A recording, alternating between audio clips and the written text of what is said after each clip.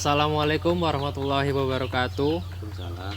Sebelumnya mohon maaf mengganggu waktunya Bapak. Saya Abdurrahman dari Universitas Muhammadiyah Riau, Prodi Ilmu Komunikasi, mendapatkan tugas dari dosen pengampu mata kuliah Al-Islam, Bapak Dr. Badairus MAG MM, yaitu untuk mewawancarai di sekeliling saya orang yang sudah berhasil hingga mencapai kesuksesannya. Dan di sini saya memilih Bapak karena saya tahu Bapak sudah mencapai kesuksesan hingga sampai sekarang ini. Dan saya ingin bertanya kepada Bapak. Pertanyaan yang pertama, bagaimana proses Bapak hingga bisa mencapai titik kesuksesan sampai sekarang ini? Baiklah, kesuksesan itu merupakan akhir daripada suatu proses. Jadi Bapak coba untuk jelaskan dari awal. Ketika Bapak masih kecil, Bapak diajari oleh orang tua selalu rajin bekerja dan taat untuk beribadah. Ini yang selalu Bapak pegang. Ketika Bapak masih SD, Bapak membantu orang tua bekerja di kebun, juga memelihara ternak yang dilakukan oleh orang tua. Begitu juga tamat SD, Bapak masuk SMP juga tetap membantu orang tua, dan itu membantu orang tua itu merupakan bagian dari pembelajaran untuk kita tetap belajar bekerja. Setelah tamat SMP, Bapak sekolah di kota, tetapi Bapak tetap bekerja di luar sekolah. Jadi sekolah berjalan, bekerja pun tetap berjalan. Pekerjaan yang Bapak lakukan itu udah bermacam-macam. Di antaranya pekerjaan itu yang menjadi prinsip Bapak. Pekerjaan tidak boleh mengganggu ibadah, karena ibadah itu sangat perlu. Pekerjaan itu adalah ikhtiar, ibadah itu adalah permohonan dan mengharap pada Allah SWT supaya kita diberikan keberhasilan. Jadi dalam hal ini, dalam melakukan suatu pekerjaan, kita harus lakukan dengan sebenar-benarnya dan penuh kegiat dan jujur, sehingga kalau kita kerja ikut orang, maka orang yang kita ikuti itu senang dengan hasil kita.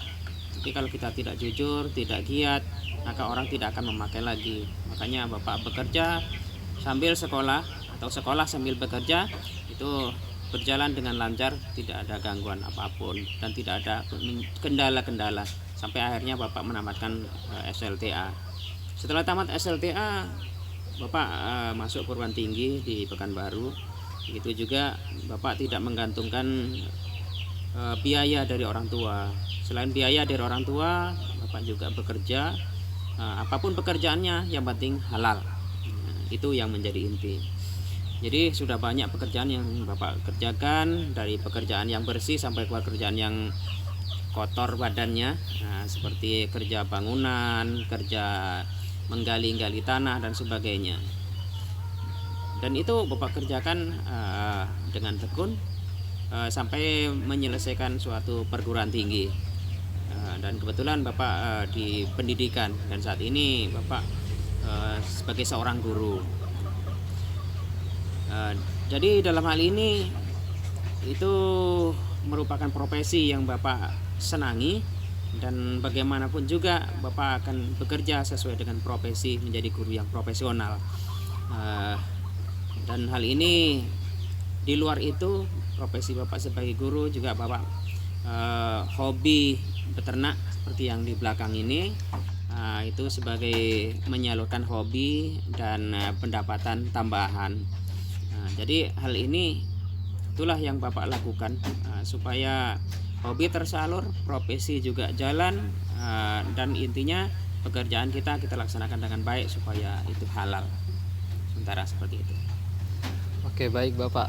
Kita langsung ke pertanyaan yang kedua. Menurut Bapak, hal apa saja yang harus kita lakukan agar kita bisa mencapai kesuksesan seperti apa yang Bapak dapatkan sekarang ini? Untuk mendapatkan kesuksesan, intinya semua prinsipnya sama. Kita itu menekuni pekerjaan yang kita kerjakan. Bila yang kita tekuni misalnya kita kurang, maka kita belajar lagi, kita belajar dan belajar. Jadi dalam hal ini kita harus tekun di dalam profesi kita. Contoh misalnya Bapak sebagai seorang guru itu ya untuk menambah dari profesi keguruan kita menambah ilmu dengan mengikuti penataran, apalagi musim kemarin pandemi kita laksanakan secara online. Jika tidak pandemi kita laksanakan secara offline. Jadi itu untuk menambah ilmu pengetahuan. Di samping itu juga kita kalau untuk menambah pengetahuan juga banyak cara. Misalnya dari hal-hal yang lain-lainnya yang kita laksanakan. Itu supaya kita menjadi orang yang profesional. Begitu juga dengan seperti yang kita peternakan ini, kita menambah ilmunya misalnya dari YouTube atau banyak bertanya dengan orang-orang yang sudah berhasil. Itu termasuk bagian dari cara menekuni supaya kita itu mendapatkan hasil yang maksimal. Seperti itu. Oke. Baik Pak, kita ke pertanyaan yang terakhir. Di saat Bapak sedang mengalami down, hal apa yang selalu Bapak lakukan hingga Bapak bisa selalu bersemangat dan bangkit untuk mencapai kesuksesan Bapak saat ini? Jadi memang kesuksesan itu tidak begitu kita mulai langsung kita berhasil, tapi ada juga kadang-kadang ada mengalami down. Jadi dalam hal ini kita pasrahkan ya dengan yang di atas, Allah SWT, bahwa itu bagian dari ujian. Tetapi kita tidak boleh putus asa.